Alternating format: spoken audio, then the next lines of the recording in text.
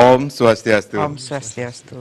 Halo pemirsa, apa kabar Anda hari ini? Semoga selalu dalam keadaan sehat. Ya, saya Madi Sekedar Karang kembali hadir dalam Perempuan Bali Bicara. Berbicara tentang pendidikan. Pemirsa, ketika penyebaran COVID-19 sudah semakin meluas di Indonesia, beberapa kegiatan pun harus dilaksanakan di rumah, termasuk proses belajar mengajar. Langkah ini dilakukan karena mendukung imbauan dari pemerintah agar penyebaran virus tidak kian meningkat dari hari ke hari. Nah, pemirsa, pemerintah Provinsi Bali pun sudah dalam artian masuk dalam tatanan kegiatan atau masuk dalam tatanan kehidupan era baru yang dimulai dari tanggal 9 Juli. Ini akan bertahap.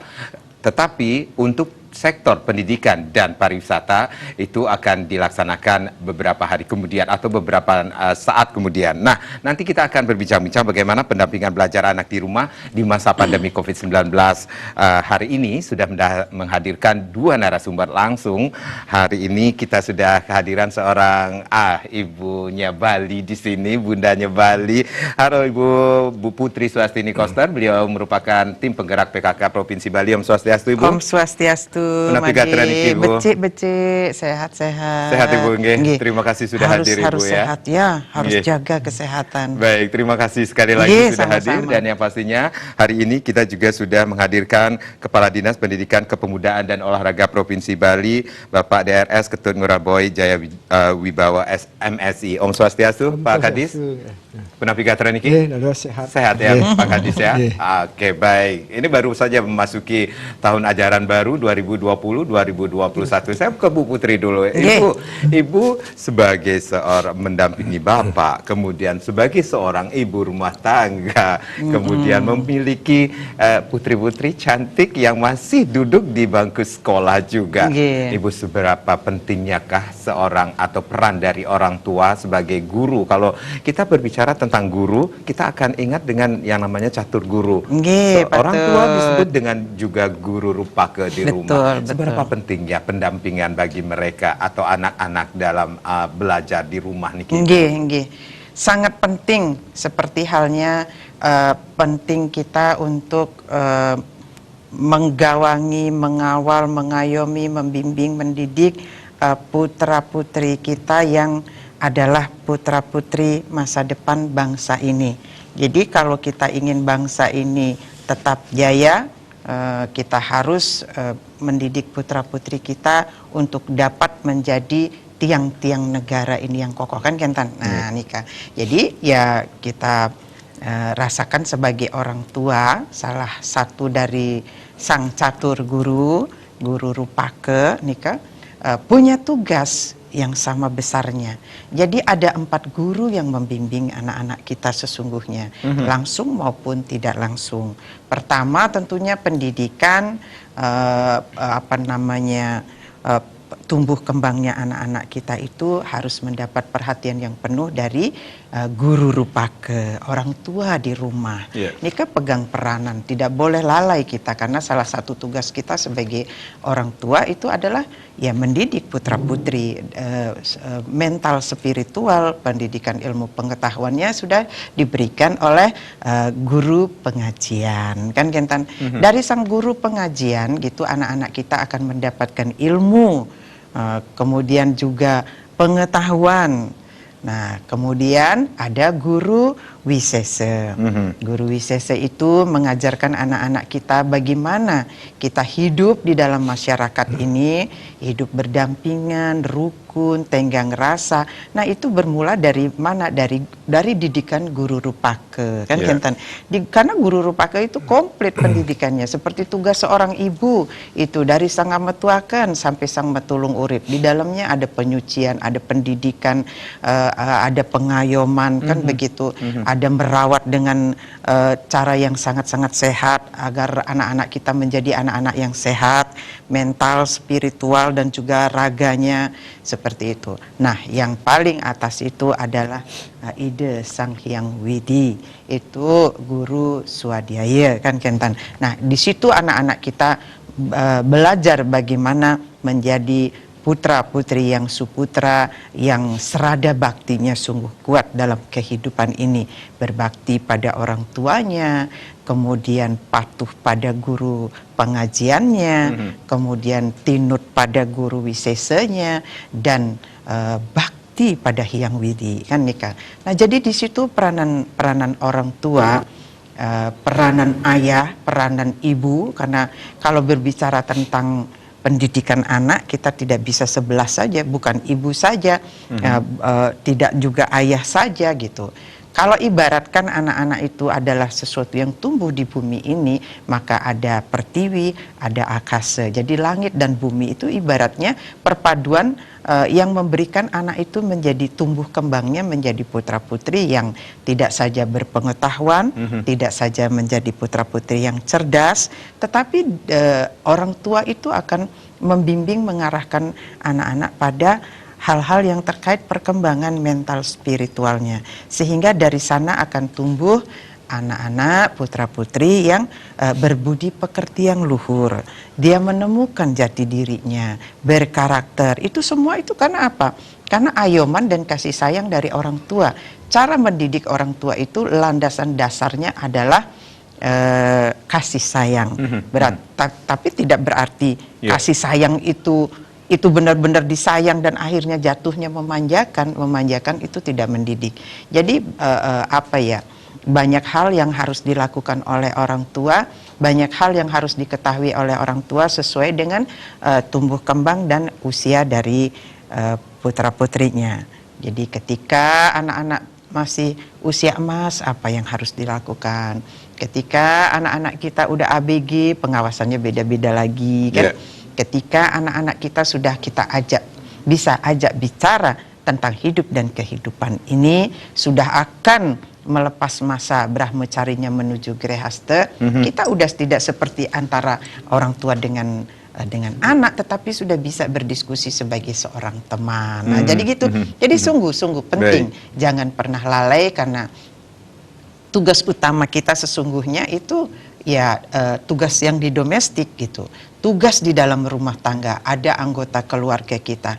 Malah ibu sangat mendukung kalau ada ibu-ibu yang memang berani memberikan waktu, mengabdi pada kehidupan ini, menjadi ibu rumah tangga. Karena begitu seorang ibu adalah full tugas domestiknya, di sana akan lahir putra-putri yang tidak saja cerdas, tetapi putra-putri yang punya wiweka. Jadi putra-putri nanti yang kedepannya mampu memadukan antara kemampuan otak dan perasaannya, akal budi pekerti. Jadi bisa dikatakan untuk seorang anak yang berkualitas, ini peran orang tua sangat berperan, penting sekali dalam mendidik karenanya mereka. Jangan pernah lalai untuk hal itu. Juga termasuk situasi pandemi ini gitu. Iya, baik. Ibu Putri, Pak Kadis, kita rehat sejenak pemirsa, jangan kemana-mana. Perempuan Bali Bicara akan kembali, tapi tentunya setelah yang berikut ini.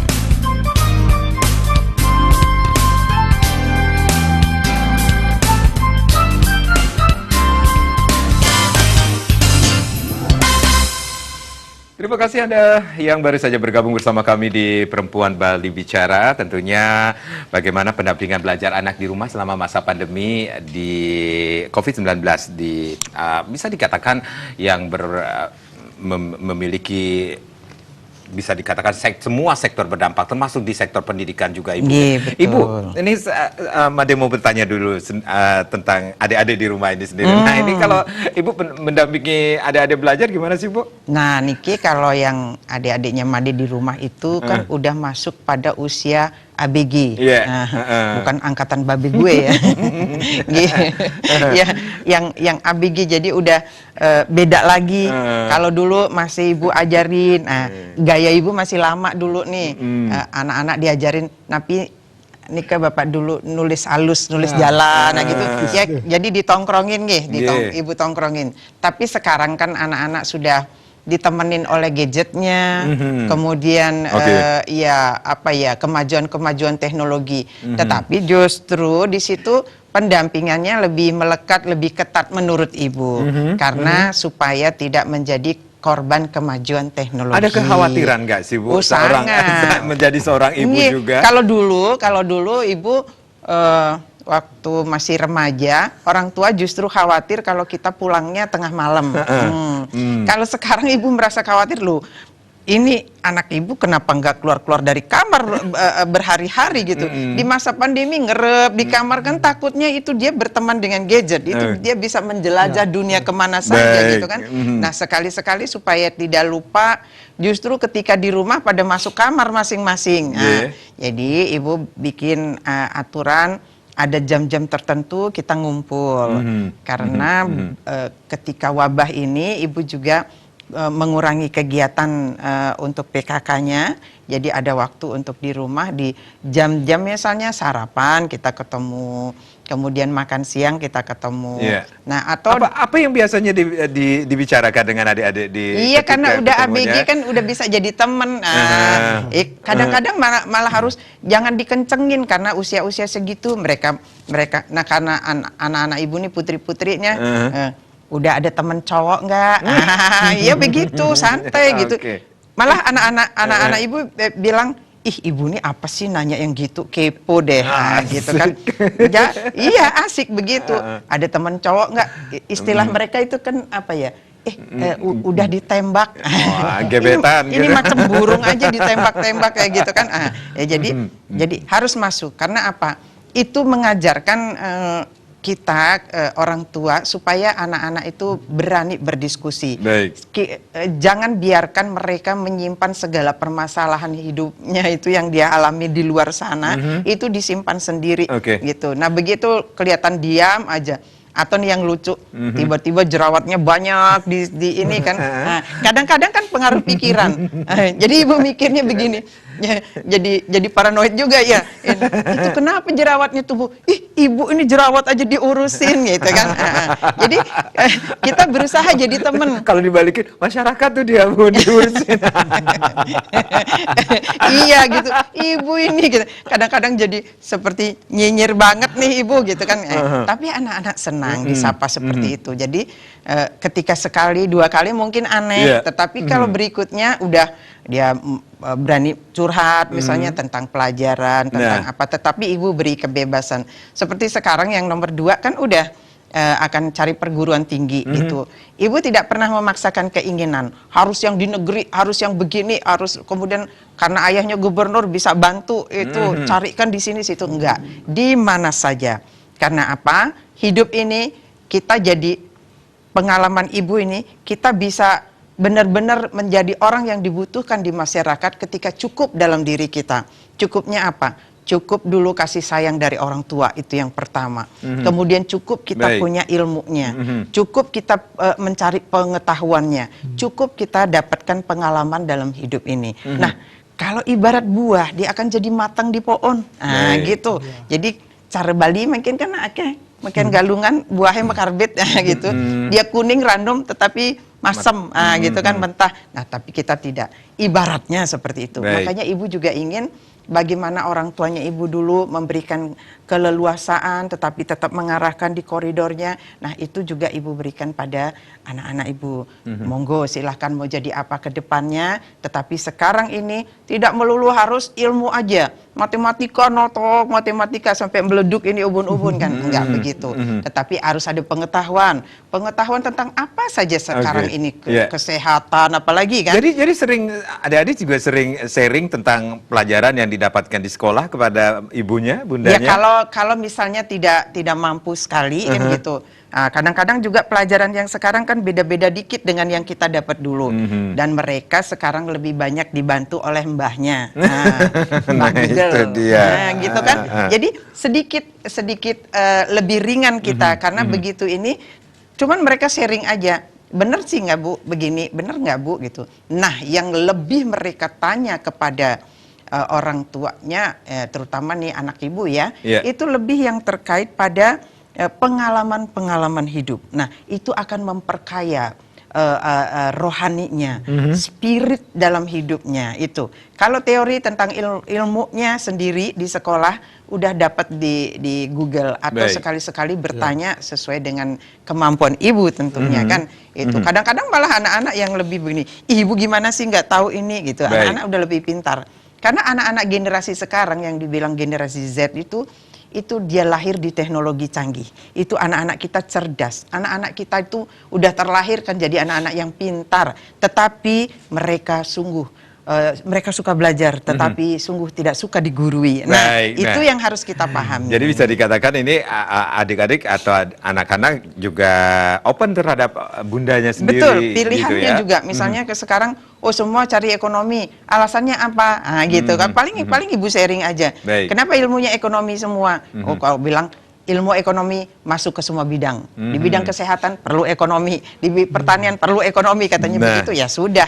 Tapi bagi ibu pendidikan, level pendidikan yang tinggi itu membuka wawasan seseorang untuk sesuai dengan level pendidikannya, itulah dia memecahkan masalah hidupnya gitu. Baik, saya ke Pak Kadis. Kalau kita tadi sudah, ini curhat seorang bunda nih, seorang ibu ya. Iya, pasti rata-ratanya begitu.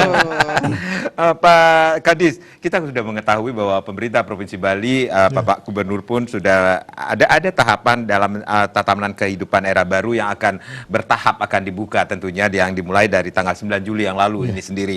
Tetapi kita mengetahui pendidikan, sektor pendidikan dan pariwisata belum diberlakukan karena pendidikan masih menunggu kebijakan dari Mendikbud ini sendiri, Kemendikbud. Nah, Pak Kadis, bagaimana kebijakan di Dikpora? Kita sudah masuk ke tahun ajaran baru niki sendiri, 2020-2021 ini sendiri. Ya, kebijakannya seperti apa sih Pak? Terima kasih. Jadi kebijakannya itu sesuai dengan apa yang sudah termasuk SE Mendikbud, kemudian juga surat edaran Bapak Gubernur Bali. Ya, untuk tahun ajaran baru sesuai dengan kurikulum memang tidak ada perubahan. Kan banyak pertanyaan bahwa ini sudah tahun ajaran baru bagaimana terhadap anak-anak. Memang ini spesifik sekali, khusus ini. Ini kan sudah mulai tahun ajaran baru per 3 Juli kemarin, 13 Juli. Tapi mereka tidak kenal temannya. Mereka hanya melalui daring, online. Saya katakan masih mendingan yang daring itu daring online, interaktif. Ada juga di beberapa daerah di kabupaten, semi daring, hanya melalui WA. Bayangkan tidak ada interaktif. Kami juga prihatin terhadap seperti ini, tapi memang mau tidak mau, suka tidak suka, seperti ini kondisinya, mereka tidak akan pernah tahu. Mudah-mudahan ini segera berlalu. Karena kita masih menunggu arahan dari Bapak Gubernur selaku Ketua Gugus Tugas. Kalau itu memang sudah zona hijau, kemudian baru ada persetujuan dari pemerintah daerah, kemudian tiap sekolah kita harus cek benar-benar. Dan yang terakhir, yang keempat adalah kembali lagi persetujuan orang tua. Ketiga itu sudah dipenuhi, yang terakhir yang karena orang tuanya kalau memang belum mengizinkan ya tetap tidak boleh ke sekolah. Jadi itu supaya jangan ada penyebaran di tempat baru, di klaster baru lah seperti itu. Jadi harapan kita semua, terutama dari Bapak Gubernur, mungkin ini bertahap dulu. Ada masa transisi, kalaupun kemarin memang sempat ada diskusi kami di beberapa daerah kan itu aman. Tetapi jangan lupa kita kan wilayahnya kecil. Di suatu sekolah si anak ini bisa dari daerah lain dia. Nah, sementara kita sampai saat ini masih zona kuning, jadi belum bisa. Mudah-mudahan segera itu. Tetapi jangan sampai, karena tagline kita adalah belajar terus dan terus belajar. Nah, jadi kita mulai pembelajaran secara daring ini itu merupakan pemenuhan atas layanan pendidikan terhadap anak. Jangan sampai karena ada COVID kemudian tidak belajar. Jadi itu yang harus kita penuhi. Dan kemudian yang kedua mencegah ada penyebaran baru, dan yang ketiga ini tentu dia supaya tetap terpenuhi hak-haknya dia. Jadi itu sementara yang sampai saat jadi ini. kemungkinan untuk semi daring ini sendiri belum bisa diterapkan, Pak Kadis. Oke, jadi sekarang ini masih yang karena untuk di Bali, di Denpasar, Badung itu dan semuanya sebenarnya tidak ada istilah, semua sudah ada jaringan, semua sudah ada internet. Kita kan bukan daerah tertinggal, terluar bukan. Hanya kadang-kadang jangankan internet, telepon saja masih ada gangguan kan. Kadang-kadang kita tunggu ini kerbak dan sebagainya. Apalagi internet. Yeah. Nah ini di daerah-daerah tertentu memang dia ada gangguan. Itu kita upayakan jangan sampai tidak ada akses. Misalnya kalau yang online itu kan online interaktif di Denpasar Badung semua. Yang semi itu yang memakai WA. Nah, bagaimana yang di daerah timur dan sebagainya atau di daerah Bangli kan pegunungan itu cukup melalui SMS. Jangan sampai instruksi kami jangan sampai si anak itu tidak mendapatkan layanan pendidikan karena kita tidak tahu sampai kapan ini pandemi COVID-nya. Oke, baik. Kalau menurut Pak Kadis ini sendiri, bagaimana pencapaian kurikulum dengan daring ini sendiri? Efektifkah Pak Kadis?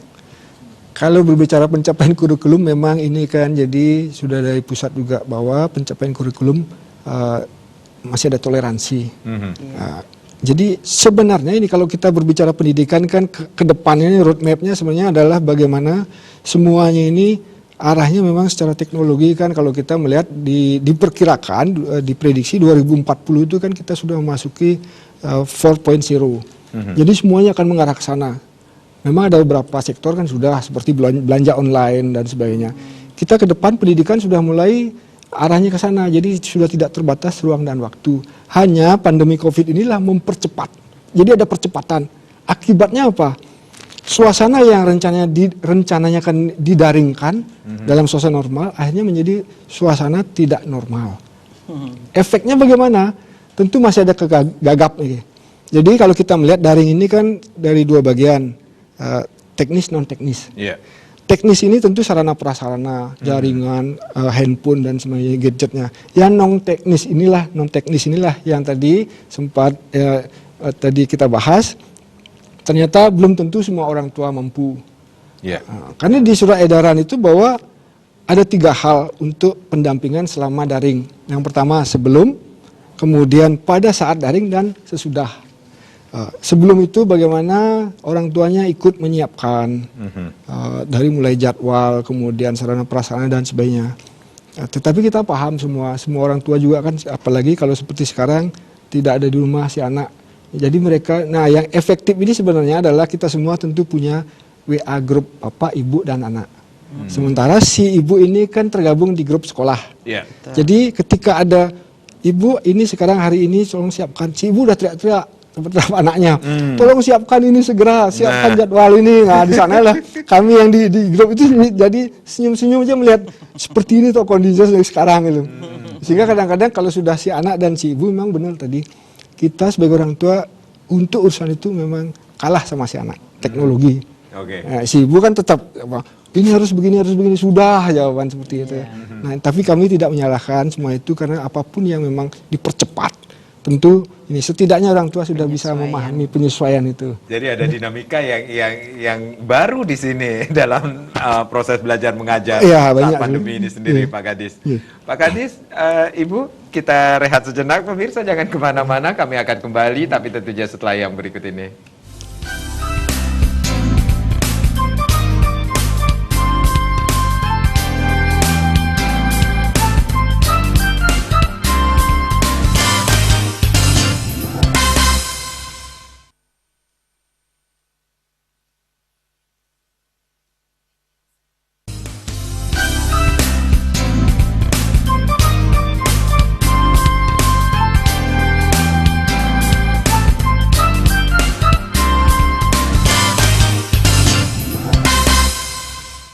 Ya, kita masih dalam Perempuan Bali Bicara dan tentunya masih dengan topik kita bagaimana pendampingan belajar anak di rumah selama masa pandemi COVID-19 ini sendiri. Masih bersama Bunda Putri di sini sebagai Ketua Tim Penggerak PKK dan juga ada Kepala Dinas Pendidikan, Kepemudaan dan Olahraga Provinsi Bali. Saya ke Pak Kadis dulu. Pak Kadis, kalau tadi Pak Kadis menyampaikan bahwa ada masalah teknis dan non-teknis. Nah, daring pasti menggunakan kuota nih. Kalau Pak Kadis bisa dikatakan Denpasar, Badung itu bisa dikatakan ini semua daerah di setiap pelosok itu sudah terjangkau. Bisa dikatakan demikian ya Pak Kadis ya. Nah, ini kalau kita berbicara tentang siswa-siswa yang berada di daerah terpencil, kemudian maaf dari keluarga yang kurang mampu, ini bagaimana menyikapi hal tersebut Pak Kadis? Ya.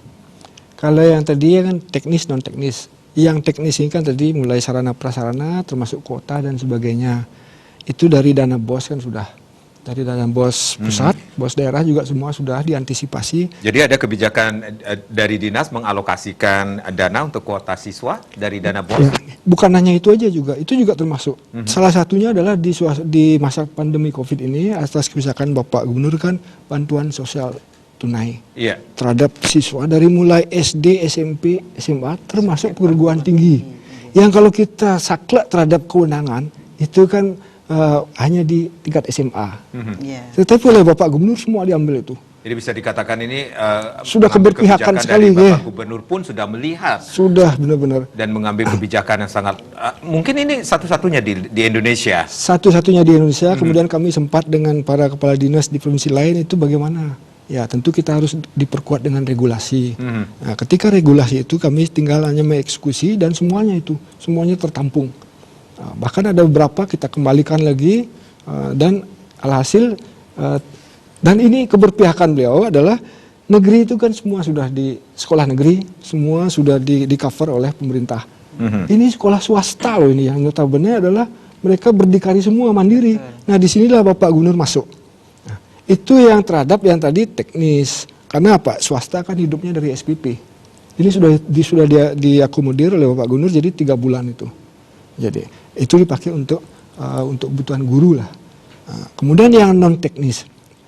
Yang non teknis ini untuk diingat bahwa bukan hanya kegagapan atas siswa ataupun orang tua siswa, guru pun seperti itu.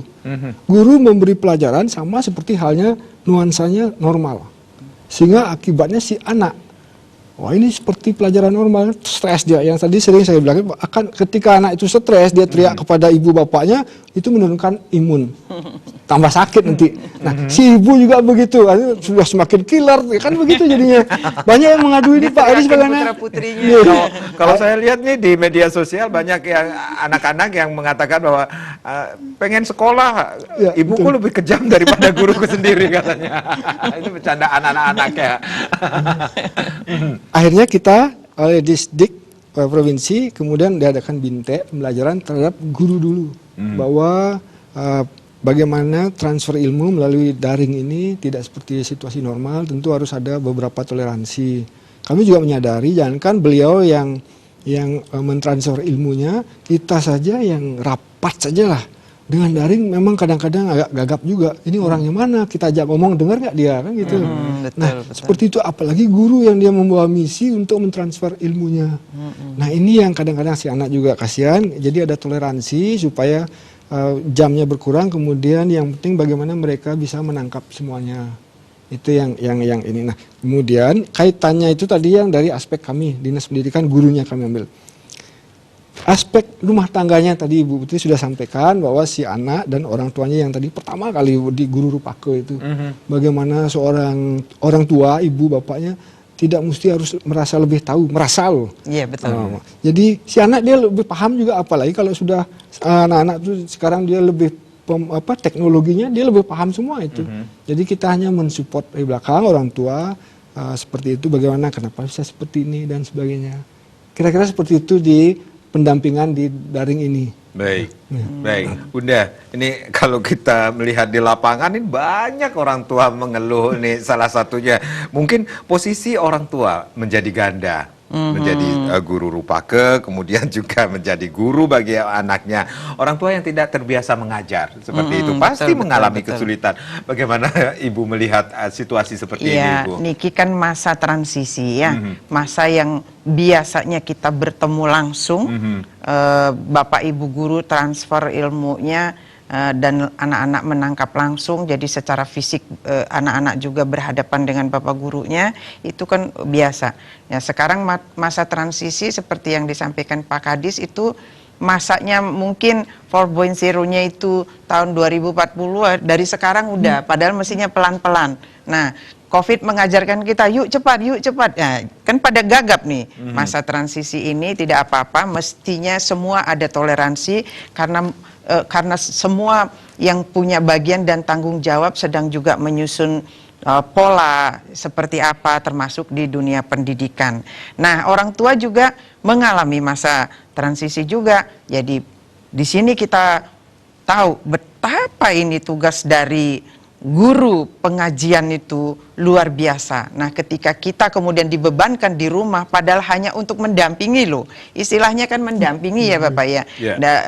Ilmunya masih didapat dari guru pengajian. Guru Rupaka mendampingi aja udah ikut panik begitu kan.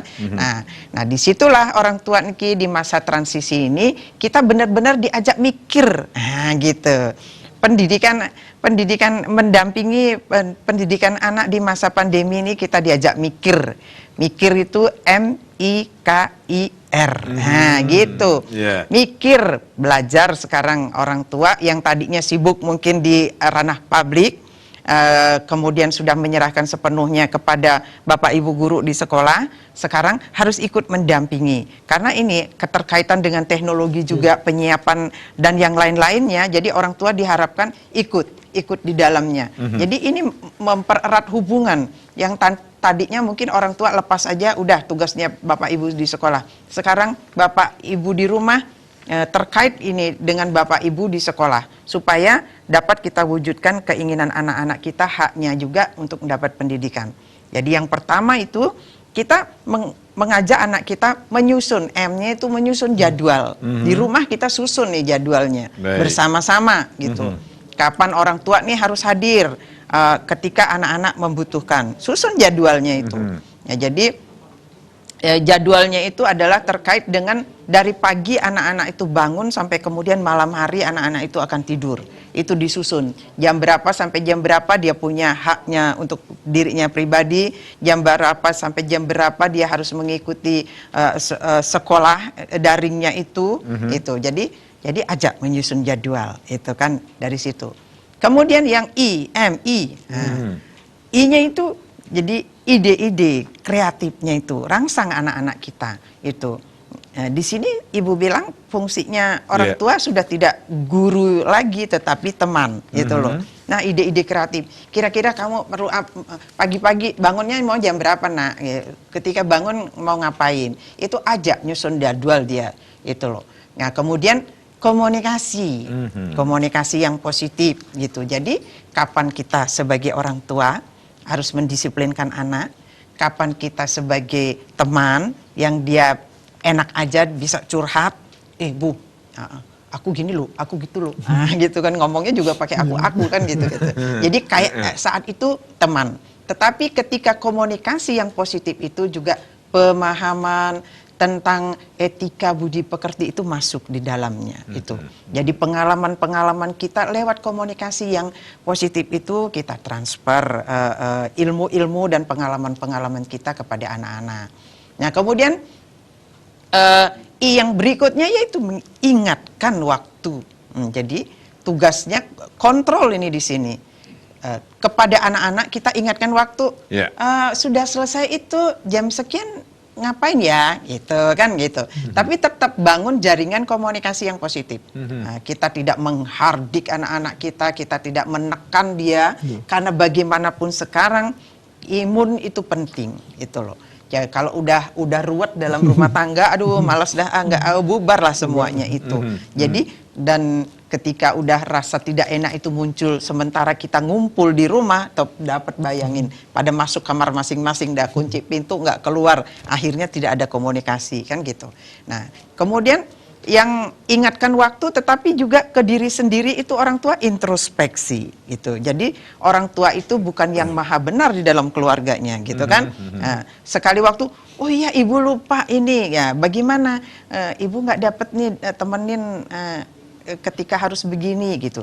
Jadi itu introspeksi diri ada, mendisiplinkan anak juga bisa dengan selalu ingatkan waktu pada anak-anak kita.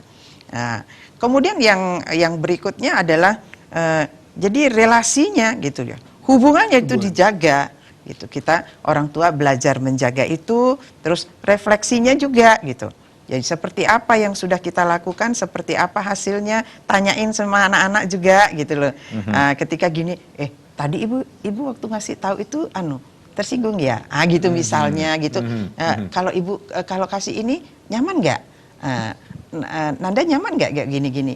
Jadi berusaha begitu. Jadi itu mikir itu jadi satu kesatuan, dia tidak bisa dipisahkan antara yang MIKIR-nya itu, jadi satu kesatuan sehingga bisa terwujud suasana yang benar-benar enak itu. Ibu bilang sih teorinya emang gampang, melakukannya susah, ya kan? Tetapi kalau kita mau lakukan pelan-pelan di suasana yang transisi ini, pelan-pelan lakukan. Ketika kita gagap jangan marah-marah, itu loh. Mikir sejenak, mikir lagi ya, mikir, lalu kemudian kita terapkan lagi. Akhirnya apa? Kita ini manusia, konon makhluk ciptaan Tuhan yang paling gampang beradaptasi dengan situasi alam dan lingkungannya. Ketika ada begini dengan cepat, sempat kita gagap, tapi kemudian dengan kecerdasan karunia beliau itu kita bisa mengantisipasi, membawa kita ke solusi-solusi yang lebih baik untuk hidup kita ke depan. Jadi seperti itu. Jadi mikir itu sangat penting sekali dalam mikir. dalam situasi saat ini. Ya, apapun ya ibu bilang kalau udah kita mau mikir gitu kan, kita akan dapat mencari solusi. Jadi intinya baik. pendampingan terhadap anak-anak dalam situasi saat ini harus dengan penuh cinta. Betul, sebenarnya tidak hanya sekarang iya. Nah ini barangkali virus corona ini hadir, itu kayak lagunya Ebit GAD ya. Mungkin Tuhan mulai bosan. Waduh, ini kalau dilanjutin nih saya bisa tidur nih. Jadi gitu, kadang-kadang kita sudah kadung terlena pada suasana atau zona nyaman, diajak lagi ke zona yang membuat kita harus begini, harus begitu, ribet, pengen yang lebih praktis. Tapi kemudian ya semesta ini menghadirkan corona dan kita mau tidak mau banyak hal yang kita lakukan dulu, yang kita tinggalkan akhirnya harus kita lakukan kembali seperti itu. Baik. Dan untuk pendampingan anak, ya sepanjang hidup kita memang harus penuh cinta kasih gitu. Kalau tidak begitu, tapi cinta kasih beda ya dengan memanjakan. Baik. Memanjakan itu tidak mendidik anak kita menjadi putra yang suputra, tetapi dengan cinta kasih dia akan menjadi jiwa-jiwa yang berbudi pekerti luhur. Baik, Pak Kadis, kalau kita menyimak apa yang disampaikan, ini curhatnya seorang ibu nih, Bunda. Iya, kan ibu nggak punya ilmunya tentang pendidikan, ibu punya pengalamannya, makanya ibu hadirkan Bapak Kadis. Gitu. Pak Kadis, ini peran orang tua guru ini sangat penting sekali dalam mendampingi anak-anak belajar dalam situasi saat ini sendiri. Edukasi yang menyenangkan. Kalau kita lihat, menyimak dari apa yang disampaikan Bunda ini. Jadi di sanalah sebenarnya perbedaan mendidik dan mengajar. Jadi kalau mengajar itu kan transfer ilmu saja. Betul. Nah, itu ada. Tapi kalau mendidik kan ada sentuhan-sentuhan di sana itu. Apalagi kalau misalnya ketika si guru atau orang tua itu mengajar itu beda. Kalau mengajar itu begitu ada istilah tadi ibu saya kok lebih kilar daripada guru di sekolah. Karena memang tiba-tiba harus mengajar dan sebagainya sehingga cepat emosi. Baik. Padahal kalau mendidik itu lain lagi. Betul. Jadi ada sentuhan, kasih sayang tadi ibu benar bilang itu. Jadi di sanalah pentingnya. Jadi perbedaan mengajar dan mendidiknya. Oke. Berarti harus ini juga ya Bapak. Jadi kalau guru tidak hanya mengajar tapi mendidik.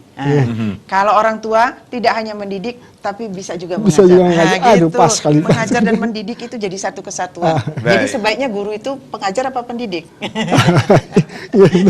Ibu itu harus mikir. Mikir. Oke, baik, nanti kita akan lanjutkan lagi. Benar, Pemirsa, mikir. jangan kemana-mana. Kami akan kembali sesaat lagi.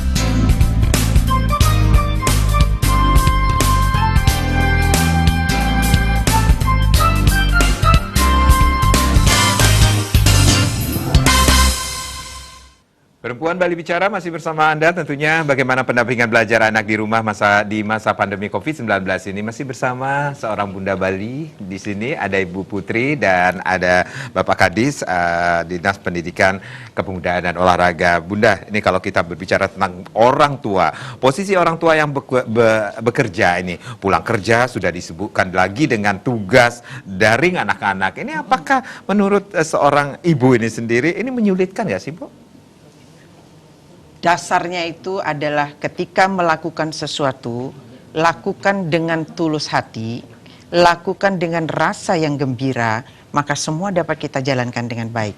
Ketika di awal melakukan udah karena tidak bisa, misalnya kita udah ribet, ya akan ribet selanjutnya, kan begitu. Nah, Ibu bilang, seperti tadi Ibu bilang itu kan, ini masa transisi.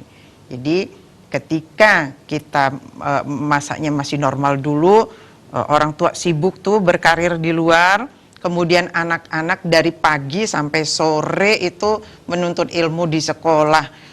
Bapak, apa kalau dari pagi sampai sore itu nggak kayak kompor tuh panas bisa iya, kayak robot nih. Ya, kalau dulu kan kita inget nih, ya Pak Boy, itu dari jam 8 kita sekolah, jam 12, jam 1 udah di rumah. Nggak pakai les-les lagi, cukup nimba ilmu segitu.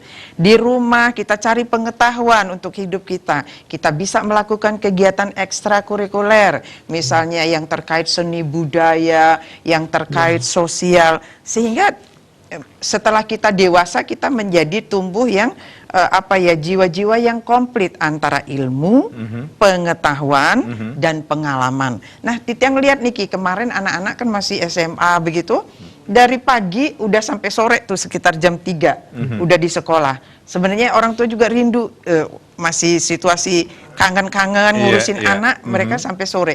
Sorenya lalu harus les lagi. Terus ibu mikir, udah jam 3 belajarnya, sekarang les pula. Ini seperti sekolah 2 kali. Jadi, lulusnya 6 tahun ya Bu ya? Iya. Jadi yang 3 tahun itu kan double ya waktunya, jadi 6 tahun. Itu kemudian anak-anak kehilangan masa anak-anaknya untuk bisa berkegiatan yang lain. Kalau ditambah lagi kesian, fisik mentalnya jadi berat dia, seperti itu Bapak. Ya semoga ya Bapak Menteri kita yang sekarang ini memberikan, karena anak-anak itu kedepannya menjadi jiwa-jiwa yang matang itu tidak hanya ilmu doang gitu. Ilmu oke, dia akan menjadi profesional.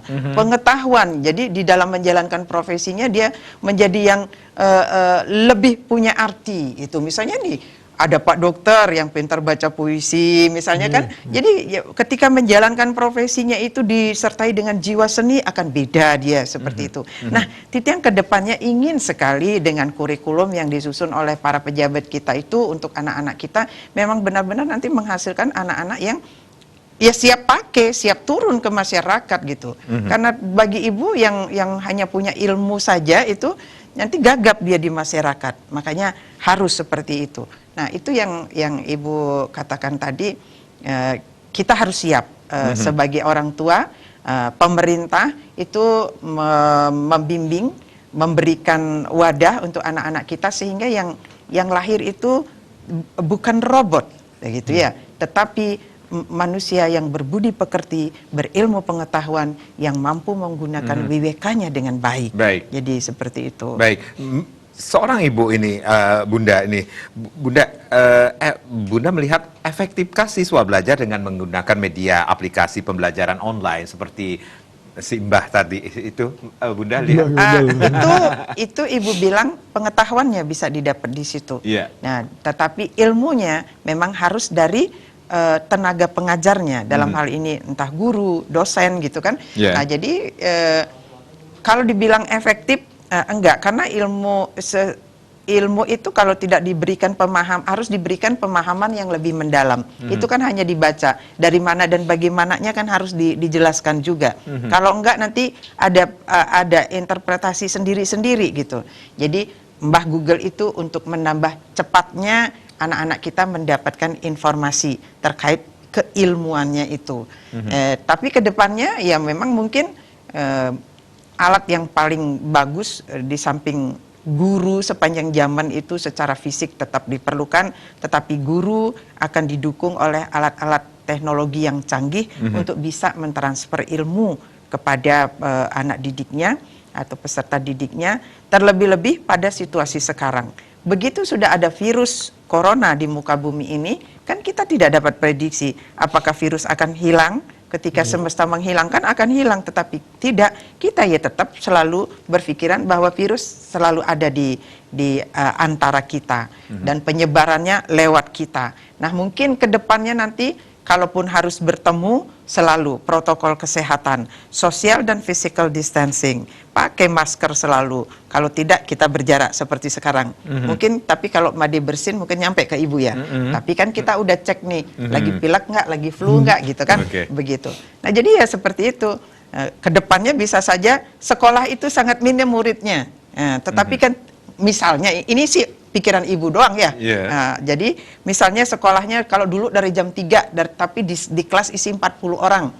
Besok jam 7 sampai jam 9, jadi ilmunya sama. Jam 7 sampai jam 9 itu 20 orang di kelas. Jam setengah 10 sampai jam 12 itu 20 orang lagi. Ya begitu. Ya, itu tidak perlu, mungkin ke depannya dengan cara seperti itu plus teknologi canggih, kita lebih mendapatkan anak-anak yang tidak panas otaknya diisi ilmu dari jam 7 sampai jam 3 sore ya. Itu. Ibu bilang dengan beraninya aja ibu bilang, waduh, ini apa ya? Saya kok jadi jauh kan dari anak-anak saya ini. Gitu. Sementara ibu diminta, wow, kesetaraan gender harus berkarir di luar. Sementara anak ditarik ke wilayah sekolah. Lu kapan sempat kemudian kita family time yang kayak gitu kan. Jadi waktu bertemu antara ibu anak dengan ayah itu jadi sesuatu yang istimewa. Jadi sebagian besar waktu anak-anak kita diurus malah oleh guru pengajian. Padahal sesungguhnya itu masih wilayah guru rupake. Karena anak-anak kita landasannya yang besar itu adalah kesehatan mental spiritualnya, budi pekertinya. Itu basicnya seorang anak itu didapatkan dari mana? Dari guru rupake gitu. Jadi ditambah lagi oleh guru pengajian. Jadi jangan terbalik. Orang tua sibuk berkarir di luar, yang ngasuh anaknya guru pengajian. Padahal Pak Guru juga kan punya putra putri di rumah yang mesti diurus, ya kan? Nah, jadi kita serahkan waktu dari jam 7 sampai jam 3 sore guru pengajian. Apakah guru di sekolah yang resmi, guru les, akhirnya kita ketemu sama anak kita udah jam 7 malam, jam 8 malam, tinggal makan malam, lalu selesai. Begitu setiap hari. Akhirnya apa? Itu terbalik. Yang guru pengajian itu seperti guru rupake, yang guru rupake itu ya berkarir di luar gitu, enggak. Jadi bingung ya gitu. Ayo, ketika virus ini kita kembalikan tatanan. Mana waktu untuk guru rupake, mana waktu untuk guru pengajian, sehingga anak-anak kita tumbuh menjadi jiwa-jiwa yang subur, jiwa-jiwa yang punya kecerdasan, tetapi berbudi pekerti yang luhur. Kalau salah memberikan pembagian waktu, nggak akan kita dapatkan putra-putri. Coba kalau putra-putri kita tanpa budi pekerti, dia hanya punya ilmu pengetahuan, bisa menyesatkan kita semua nanti di depan, itu kan? Jadi nalarnya, logikanya tidak imbang. Makanya kita bilang putra-putri yang suputra adalah putra-putri yang berwiweka. Itu antara kemampuan otaknya, kemampuan budi pekertinya, itu imbang. Itu harapan kita, itu yang disebut dengan putra-putri yang suputra. Makanya harus bijak-bijak membagi waktu untuk anak-anak kita di usia emas, di usia remaja mereka, sehingga siap kita lepas untuk dia memasuki masa gerehaste asramanya. Gitu. Pak Dinas, Pak Kadis, ini kalau kita berbicara tentang monitoring sekarang dari dinas ini sendiri, seperti apa monitoringnya saat belajar mengajar melalui daring ini sendiri, Pak? Jadi untuk monitoring untuk pelajaran daring ini memang kami juga mengharuskan para kepala sekolah melaporkan. Sama seperti kurikulum normal, tetapi hanya secara daring, tapi mereka melaporkan ke Disdikpora Provinsi Bali, hari Senin pelajaran seperti ini, pengampunya seperti ini, terus semua. Termasuk yang memakai semi daring, WA itu mereka tunjukkan seperti ini. Dan kemudian yang SMS pun, atau yang memang misalnya yang SMS itu tadi misalnya di daerah Karangasem, dia SMS ke orang tuanya, laksanakan tugas seperti ini 1, 2, 3 dan sebagainya, nanti supaya dikumpul besok tunggu di Balai Banjar. Nah, seperti itu. Periksa. Nah, inilah yang kami instruksikan, jangan mengharapkan hasilnya itu sama seperti Anda bertatap muka. Harus ada toleransi. Ketika kita ngomongin mutu, tetapi juga kita membicarakan masalah keselamatan, nomor satu keselamatan. Betul. Itu pasti kita dihadapkan itu mutu atau keselamatan, pasti keselamatan. Kemudian kontrol terhadap guru seperti apa nantinya? Kalau terhadap guru, itu selalu kita monitoring laporan mereka. Kita punya mana saja, termasuk jadwalnya kita punya, jam berapa dan sebagainya kita monitoring. Kita punya studio itu untuk memonitor apakah gurunya sudah sesuai tidak dalam memberikan pelajarannya. Jangan sampai nanti malah hanya sekedar transfer ilmu saja, jangan seperti itu. Udah kita tutup monitoring. Baik. Ibu ada tips nggak, Ibu, bagi orang tua yang saat ini harus mendampingi anak-anak mereka belajar di rumah, Bu? Kalau tips barangkali lebih ke Pak Kadis sebenarnya ya, tetap dengan teknisnya itu, secara teknisnya. Tetapi hal-hal yang mendasar itu yang ingin Ibu sampaikan, ya seperti tadi itu, ayo kita mikir. Jadi orang tua nih mesti mikir, gitu. Mikir itu mengajak anak-anak kita, kemudian membangkitkan kreativitas mereka, jadi ide-ide yang kreatif, kemudian komunikasi yang baik, kemudian introspeksinya ada, ingatkan, jadi kontrolnya, ingatkan waktu terhadap anak-anak terkait dengan jadwal yang disusun, kemudian jaga hubungan itu, relationship-nya, refleksinya. Jadi yuk mikir, karena kita baru saja mengalami peristiwa yang memang tidak kita duga-duga sebelumnya, semua pada gagap, jadi jangan ada yang saling menyalahkan, tetapi belajar bersama-sama. Kiranya ada orang tua yang sudah menemukan formula yang bagus untuk mendidik putra-putri, menjaga, mendampingi ketika belajar, memenuhi tugas-tugasnya di sekolah. Yuk kita berbagi tips itu justru. Nah justru Ibu tidak punya tips yang bagus, justru Ibu bilang, yuk ibu-ibu, orang tua murid, ayah, bapak, itu perhatikan kebutuhan anak-anak, kemudian temukan tips dan kita sama-sama berbagi. Tapi yang jelas itu landasannya adalah mikir. Baik, Pak Kadis, ini bisa dikatakan ini tantangan bagi siswa, orang tua, guru dalam situasi saat ini dalam pembelajaran, masa belajar mengajar sendiri, Pak Kadis. Ini merupakan ya itu tadi tantangan, tapi terlebih lagi kalau kami lebih kepada siswa, ini juga kalau saya sih sangat teringat sekali dengan Bapak Gubernur pada saat penerimaan pemberian bantuan sosial tunai itu, beliau sudah menyampaikan bahwa anak-anak sabar dulu ya, jangan dulu ke sekolah, tidak boleh. Jadi beliau dan kami juga sadar bahwa ada kerinduan anak-anak untuk kembali ke sekolah. Kemudian yang kedua, anak-anak sekarang ini kan mereka ketika tamat mereka tidak bisa berpisah dengan teman-temannya. Ketika mereka mendapat sekolah yang baru mereka tidak bisa ketemu mana temannya. Jadi ada semacam kerinduan, tapi mohon ini harus ditaati, jangan dulu. Nah yang kedua, saya minta kepada seluruh kepala sekolah jangan coba-coba untuk melakukan tatap muka apapun alasannya selama belum ada izin dari pemerintah daerah, dalam ini Bapak Gubernur. Karena ada 4 hal. Yang pertama itu zona hijau. Yang kedua izin dari pemerintah daerah. Yang ketiga dari protokol sekolah. Yang ketiga baru izin orang tua murid. Tapi kalau di baru tahap kedua izin pemerintah daerah belum ada, tolong kepala sekolah janganlah mencoba dengan alasan apapun. Kami sudah banyak dapat Pak izin Pak, kami sudah siap. Lebih baik jangan dulu. Nanti beliau Bapak Gubernur akan tanpa diminta pun ketika sudah melihat kondisi yang bagus akan dibuka kerannya Pak Kadis, perintahkan semua sekolah misalnya bertahap dan sebagainya. Jangan sekarang tiba-tiba ngambil keputusan karena keputusan itu pimpinan yang menentukan lanjut tidak atau bagaimana. Kira-kira itu ini. Udah ada yang ingin disampaikan? Ya itu jadi kembali kepada apapun urusannya. Kalau sekarang pendidikan, kesehatan, yang pasti kita adalah hidup normal dengan cara baru. Hidup normalnya lakukan kegiatan, tetapi cara barunya utamakan protokol kesehatan. Kalau protokol kesehatan belum mengizinkan kita melakukan kegiatan itu, lakukan dengan cara yang berbeda yang sesuai dengan tuntutan kesehatan.